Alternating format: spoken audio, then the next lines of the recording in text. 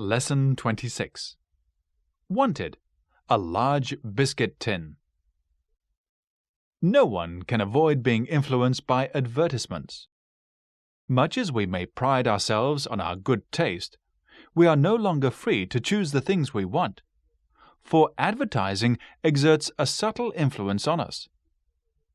In their efforts to persuade us to buy this or that product, advertisers have made a close study of human nature and have classified all our little weaknesses.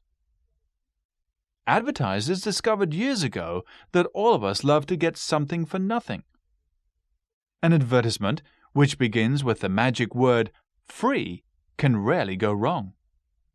These days, advertisers not only offer free samples, but free cars, free houses, and free trips around the world as well. They devise hundreds of competitions which will enable us to win huge sums of money. Radio and television have made it possible for advertisers to capture the attention of millions of people in this way.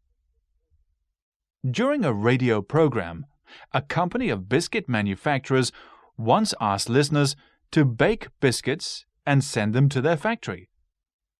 They offered to pay $10 a pound for the biggest biscuit baked by a listener. The response to this competition was tremendous. Before long, biscuits of all shapes and sizes began arriving at the factory. One lady brought in a biscuit on a wheelbarrow. It weighed nearly 500 pounds. A little later, a man came along with a biscuit which occupied the whole boot of his car.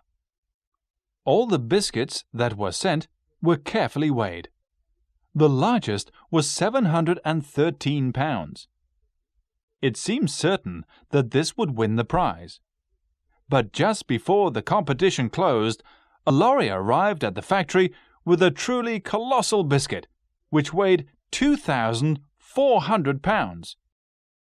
It had been baked by a college student who had used over 1,000 pounds of flour, 800 pounds of sugar, 200 pounds of fat, and 400 pounds of various other ingredients. It was so heavy that a crane had to be used to remove it from the lorry. The manufacturers had to pay more money than they had anticipated, for they bought the biscuit from the student for $24,000.